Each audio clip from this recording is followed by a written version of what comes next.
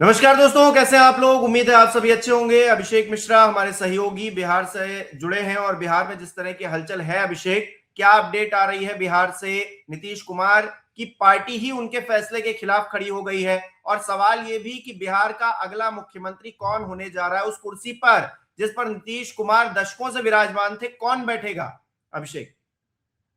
देखिए, हिमांशु 4 PM ने बताया था अपने दर्शकों को। जब ई फॉरवर्ड का मामला चल रहा था तो हमने होली के दिन रात में जब हमारे सूत्रों ने हमें जानकारी दी और लगातार हम जानकारियां टटोल रहे थे तो हमें जानकारी दी। हमें ये बताया गया, हमें अपने सूत्रों की तरफ से ये जानकारी दी गई या उनसे जो निर्देश मिला कि भाई आप ये खबर पूरी तरह से चला सकते हैं, कोई इफ और बट का मामला नहीं है। नीतीश कुमार राज्यसभा जाएंगे, उनके बेटे राज्यसभा नहीं जाएंगे या जेडीयू से कुछ कोई दूसरा व्यक्ति राज्यसभा नहीं जा रहा है। नीतीश कुमार ही राज्यसभा जा रहे हैं और ये खबर अब 200% सही है। हमने रात में दर्शकों को वो खबर दिखाई और उसके बाद धीरे धीरे ये जानकारी कंफर्म होती चली गई कि हाँ, नीतीश कुमार ही राज्यसभा जा रहे हैं। और बल्कि मैं तो अपने गांव में था, मैंने आपको बताया था। और होली के दिन ये पूरा खेल हो गया। तो नीतीश कुमार को मैं थोड़ा क्रेडिट दूंगा या नीतीश कुमार से मैं थोड़ा नाराज भी हूं। नीतीश कुमार ने ये खेल नहीं किया होता तो मुझे गांव में रहने का एक दिन और मौका मिलता। कल सुबह सुबह मुझे पटना पहुंचना पड़ा और कल की तस्वीर मैं आपको बताऊं। कल जब सुबह सुबह मैं पटना पहुंचा और सुबह सुबह मुख्यमंत्री आवास पहुंचा तो मुख्यमंत्री आवास के बाहर ठीक ठाक संख्या में, मैं ये नहीं कहूंगा कि लाखों की संख्या में, हजारों की संख्या में हुजूम था, लेकिन जेडीयू के नेता कार्यकर्ता, जेडीयू के परिचित चेहरे, जेडीयू के जो नॉन फेस हैं वो मुख्यमंत्री आवास के बाहर मौजूद थे। कोई रो रहा था, कोई नारेबाजी कर रहा था, कोई अपने गुस्से का इजहार कर रहा था। बिल्कुल वो लोग धरने पर बैठे थे, अपना आक्रोश जाहिर कर रहे थे। किसी को यह भरोसा नहीं हो रहा था कि यह फैसला नीतीश कुमार ने लिया है कि वो राज्यसभा जाएंगे। और जाहिर तौर पर राज्यसभा जाएंगे तो मुख्यमंत्री की कुर्सी आज छोड़े या कल छोड़े, मुख्यमंत्री की कुर्सी वो छोड़ने जा रहे हैं। तो और आक्रोश भारतीय जनता पार्टी के खिलाफ भी था, अमित शाह के खिलाफ भी था, संजय झा, ललन सिंह जैसे बड़े नेताओं के खिलाफ भी था। वो सारे वीडियो हैं, नारेबाजी हुई कल।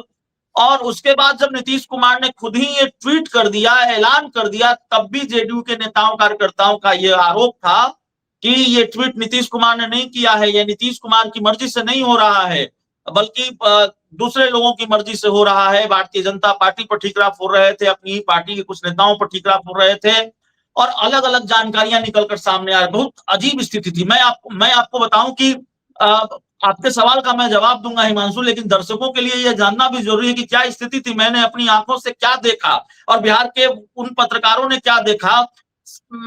हमारे साथ हमारे कई सीनियर भी मौजूद थे, कई वरिष्ठ पत्रकार भी मौजूद थे मौके पर और हमने उनसे पूछा कि क्या आपने ऐसा पहले कभी देखा है। हुआ ये कि हम कवर कर रहे थे मुख्यमंत्री आवास के बाहर की सारी तस्वीरों को। नेटवर्क जो वीआईपी इलाके हैं पटना के, जहां मुख्यमंत्री मंत्रियों का आवास है, वहां नेटवर्क की थोड़ी दिक्कत होती है। हमें दफ्तर में अपने ऑफिस में वीडियो भेजना था। बगल में हमारा घर है, वहां से हमारा घर बहुत दूरी पर नहीं है, तो मैं अपने घर आया, हम वीडियो वगैरह हमने भेजे और उसके बाद जब हम दोबारा वहां पहुंचने की कोशिश कर रहे थे, पूरे इलाके को बैरिकेड कर दिया गया था। मेरे लिए वहां पहुंचना मुश्किल हो रहा था। कभी नहीं हुआ। नीतीश कुमार को हमने कई बार पलटते देखा, नीतीश कुमार को कई बार खेला करते देखा।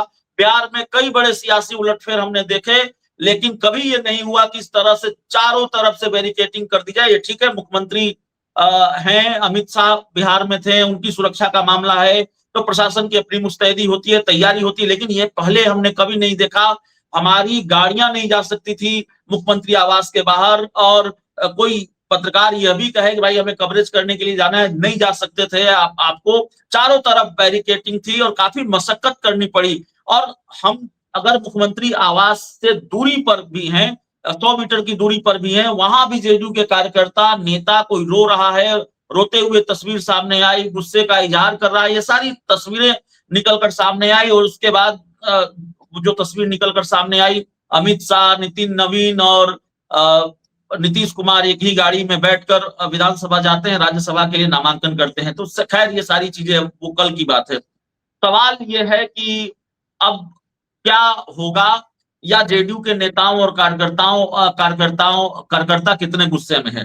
देखिए, जेडीयू के कई नेताओं से हमने कल भी मिलने की कोशिश की। मातम का माहौल है हिमांशु, मैं आपको सही सही बता दूं, और मैं बहुत जिम्मेवारी के साथ कह रहा हूं, इसके लिए मुझे किसी सूत्र की जानकारी की जरूरत नहीं है। जेडीयू के कई वैसे नेताओं से मैंने मिलने की कोशिश की कल। जेडीयू के कई ऐसे बड़े नेता बिहार सरकार में मंत्री भी रहे हैं, बड़े नेता हैं, नीतीश कुमार के करीबी भी रहे हैं, और जिनसे मेरे बहुत अच्छे संबंध हैं, जो मेरे लिए बहुत सुलभ होते हैं, जिनसे अक्सर हमारी मुलाकातें होती है, बहुत आसानी से बातचीत हो जाया करती है। वो कल मेरे लिए सुलभ नहीं थे, उनसे हमारी बातचीत नहीं हुई, वो बात करने को तैयार नहीं थे। उनको हमने बहुत दुखी देखा। और एक तस्वीर तो सामने आई जब बिहार सरकार के बड़े नेता, बिहार के बड़े नेता हैं, बिहार सरकार में मंत्री हैं, नीतीश कुमार के करीबी नेता अशोक माफ कीजिएगा महेश्वर हजारी, ऐसा लगा कि वो रो देंगे। उनकी एक तस्वीर भी बहुत वायरल हुई। तो बहुत मातम का माहौल था। जेडीयू दफ्तर की तस्वीर, कार्यकर्ता गुस्से में। तो इसका मतलब ये है, आप ये सवाल है, बड़ा मौजूद सवाल है, कांग्रेस ने भी उठाया है कि अगर नीतीश कुमार ने ये ट्वीट किया और उन्होंने ये लिखा कि मेरी इच्छा थी कि मैं लोकसभा के बाद राज्यसभा, जो दूसरा उच्च सदन है, उसका भी सदस्य बनूं, और मैं अपनी इच्छा से जा रहा हूं, जो उनके बयान का लबो लुआब था। तो अगर नीतीश कुमार की इच्छा पूरी हो रही है, तो जेडीयू के नेताओं और कार्यकर्ताओं में इतना गुस्सा क्यों है भाई, इतनी नाराजगी क्यों है, जेडीयू में इतना बड़ा बवाल क्यों है?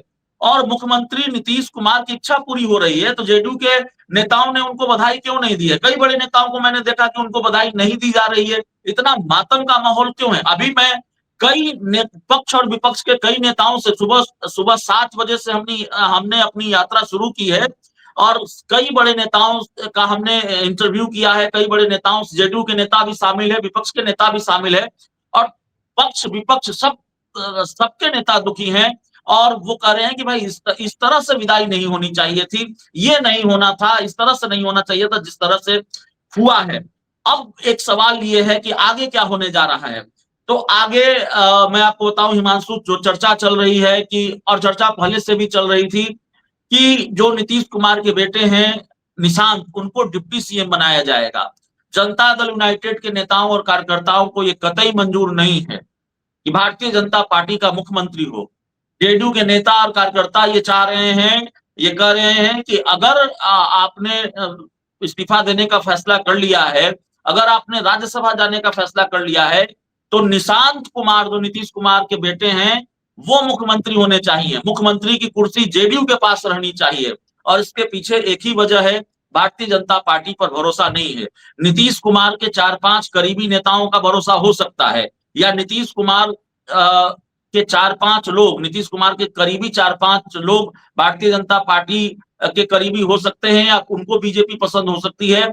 लेकिन कई नेताओं ने तो यह भी कहा, जेडीयू के कई नेताओं कार्यकर्ताओं ने यह भी कहा कि हम आरजेडी की सरकार बनवा देंगे। बनवा पाएंगे नहीं बनवा पाएंगे ये नहीं है मसला, लेकिन उनको ये लगता है कि अगर हम आरजेडी के साथ रहते, तेजस्वी यादव के साथ रहते, तो कम से कम ये दिन न देखना पड़ता, नीतीश कुमार को इस्तीफा नहीं देना पड़ता। अभी उन्होंने दिया नहीं है, लेकिन आगे देना पड़ेगा, तो कम से कम ये दिन तो नहीं देखना पड़ता, कम से कम आरजेडी नीतीश कुमार के साथ ये तो न करती। तो भारतीय जनता पार्टी को लेकर अच्छा मैसेज नहीं है जेडीयू के नेताओं और कार्यकर्ताओं में, और जाहिर तौर पर नीतीश कुमार की पार्टी बचेगी ऐसा लगता नहीं है। नीतीश कुमार की पार्टी का अस्तित्व बहुत खतरे में है, बहुत संकट में है। आप जरा सोचिए कि 43 विधायक थे नीतीश कुमार के 2020 में। नीतीश कुमार ने एक तरह से बहुत बुरा दिन देखा था 2020 के विधानसभा चुनाव में। चिराग पासवान और बीजेपी ने मिलकर खेल किया था, 43 सीटों पर जेडीयू सिमट गई थी। बावजूद इसके भारतीय जनता पार्टी की ये हिम्मत न हुई कि नीतीश कुमार को वो मुख्यमंत्री न बनाए, नीतीश कुमार मुख्यमंत्री बने। लेकिन दोगुनी सीटें आ गई, 85 विधानसभा की सीटें आ गई, और तब भारतीय जनता पार्टी ने ये खेल किया, और भारतीय जनता पार्टी ने अपनी मंशा बहुत पहले जाहिर कर दी थी। भारतीय जनता पार्टी के बड़े नेता हैं, देश के गृह मंत्री अमित शाह से आपको याद होगा, जब भी पूछा जाता कि भाई जब एनडीए को बहुमत मिलेगा, मान लीजिए एनडीए को बहुमत मिला, तो नीतीश कुमार ही मुख्यमंत्री होंगे ना।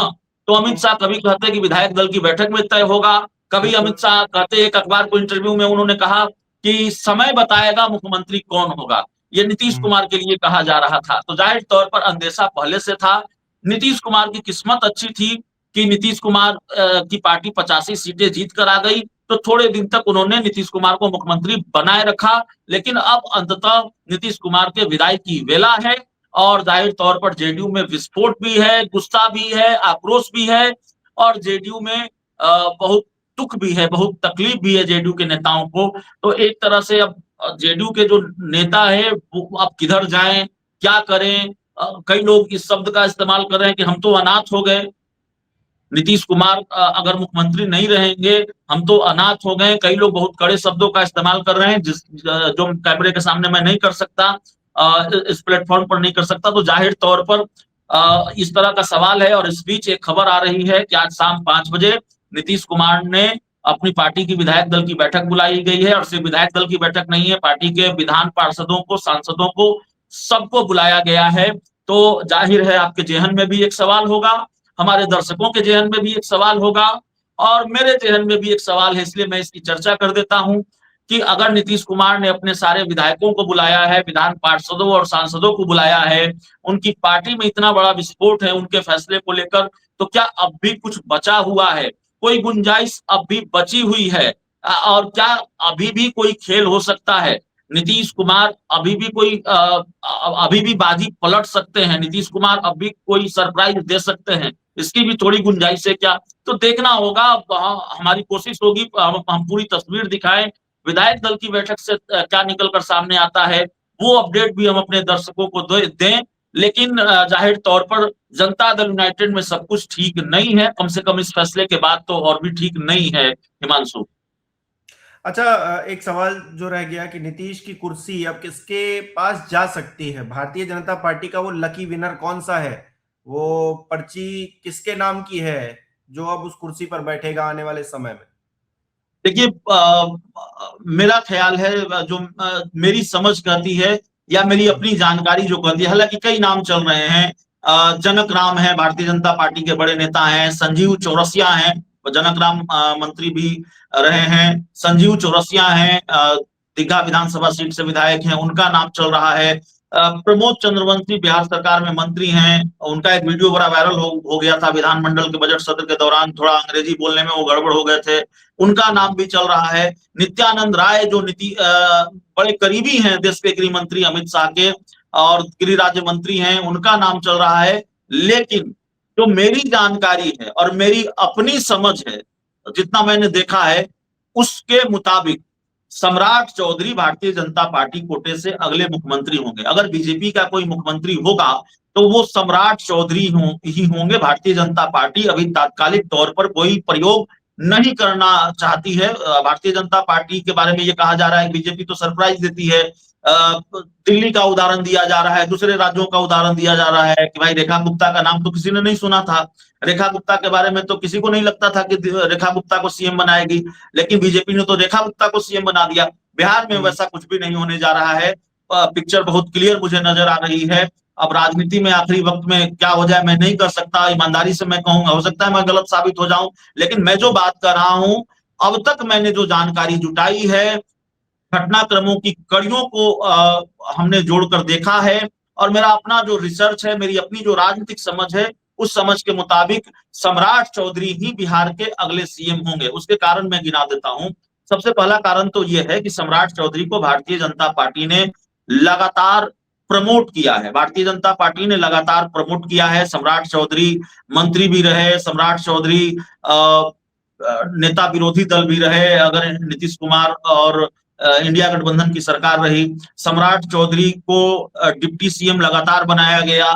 सम्राट चौधरी को गृह मंत्रालय की जिम्मेवारी दी गई। गृह मंत्रालय वो विभाग है हिमांशु, मैं आपको बता दूं कि नीतीश कुमार ने गृह मंत्रालय किसी के लिए नहीं छोड़ा था। नीतीश कुमार का रिकॉर्ड रहा, हमेशा उन्होंने गृह मंत्रालय अपने पास रखा, लेकिन सम्राट चौधरी को गृह मंत्रालय दिया गया। गृह मंत्री भी सम्राट चौधरी हैं, तो बड़ी जिम्मेवारियां उनको मिलती रही हैं। वो भारतीय जनता पार्टी के प्रदेश अध्यक्ष बनाए गए, तो कई बड़ी लगातार बीजेपी ने उनको प्रमोट किया। अभी 25 के विधानसभा चुनाव में जिस सीट से वो जीत कर आए हैं, तारापुर विधानसभा सीट, वहां देश के गृह मंत्री अमित शाह ने कहा था कि अगर इनको आप चुनाव जिताएंगे तो मोदी जी इनको बड़ा आदमी बनाएंगे। और अंदर खाने की जानकारी यह है, अंदर खाने की खबर यह है कि कल बीजेपी के जो राष्ट्रीय अध्यक्ष नितिन नवीन, उन्होंने कल सुबह शायद सम्राट चौधरी को बधाई भी दी है। और कल जो तस्वीर निकलकर सामने आई कि अमित शाह जब नीतीश कुमार से मीटिंग करने उनके घर गए, मिलने उनके घर गए, तो दो लोग और थे अमित शाह और नीतीश कुमार के अलावा, उसमें एक सम्राट चौधरी थे, एक नितिन नवीन थे। ये जो दूसरे डिप्टी सीएम है बिहार के विजय सिन्हा, वो उस पूरे फ्रेम में नजर नहीं आए, और कल जो घटनाक्रम हुआ उस पूरे फ्रेम में विजय सिन्हा नजर नहीं आए। तो इसलिए सम्राट चौधरी बिहार के अगले मुख्यमंत्री होंगे। और एक जानकारी मैं आपको दे दूं, जानकारी क्या, वो तस्वीर ही सामने आ रही है। चिराग पासवान की पार्टी के कई नेताओं ने उनको जाकर एक तरह से अग्रिम बधाई दी है, सम्राट चौधरी को गुलदस्ता थमाया है। तो अब जो गठबंधन के दूसरे सहयोगी दल हैं उनके नेताओं को भी लगता है कि सम्राट चौधरी बिहार के अगले मुख्यमंत्री होने जा रहे हैं, तो सम्राट चौधरी को बधाइयां दी जा रही हैं, लोग उनसे लगातार मिलने जा रहे हैं। तो मेरे मन में कोई सस्पेंस नहीं है, मेरी जानकारी के मुताबिक सम्राट चौधरी ही अगले मुख्यमंत्री होंगे जी। अच्छा अभिषेक, एक बात जो हर किसी के मन में है और हर कोई जानना चाहता है, उस बात की जिज्ञासा है लोगों के मन में कि अभी तो कुछ ही महीने हुए हैं सरकार बने, ऐसा क्या हो गया कि नीतीश कुमार जी राज्यसभा जा रहे हैं? और नीतीश कुमार का अगर ये पहले से प्लान था, प्री प्लान था कि सरकार बनेगी, हम मुख्यमंत्री बन जाएंगे और उसके बाद जो है हम चले जाएंगे और बीजेपी को पूरी सत्ता हैंडओवर कर देंगे, तो ये तो जनादेश का अपमान हो गया ना एक तरह से। जिन लोगों ने नीतीश कुमार के नाम पर, उनके मुख्यमंत्री बनने के नाम पर वोट दिया, उनके साथ तो सीधा सीधा धोखा हो गया। तो ऐसे में तो ये जो पूरी तस्वीर दिख रही है, उन लोगों के लिए तो दोबारा चुनाव होना चाहिए। आपको देखिए नहीं लगता? देखिए वोट तो नीतीश कुमार के नाम पर ही मिला है, भले ही चाहे जो कहा जाए नीतीश कुमार बीमार हैं, नीतीश कुमार की तबीयत नासाज है, लेकिन जेडीयू 43 से 85 सीटों पर आ गई, भारतीय जनता पार्टी 74 से 89 सीटों पर आ गई। तो कौन कितना बढ़ा, किसका स्ट्राइक रेट कितना बढ़ा, ये बताने की जरूरत नहीं, ये पूरा गणित क्या है। जेडीयू की सीटें सीधे दोगुनी हो गई, भारतीय जनता पार्टी के साथ तो वैसा नहीं हुआ। दूसरी बात है कि 2024 के लोकसभा चुनाव में भी नीतीश कुमार की पार्टी बीजेपी से एक सीट कम लड़ी, बीजेपी एक सीट ज्यादा लड़ी, लेकिन दोनों की सीटें बराबर आई, दोनों ने बराबर सीटें जीती। बीजेपी और जेडीयू दोनों ने 12-12 सीटें जीती लोकसभा की। तो इसका मतलब जेडीयू का स्ट्राइक रेट लोकसभा चुनाव में भी बेहतर रहा।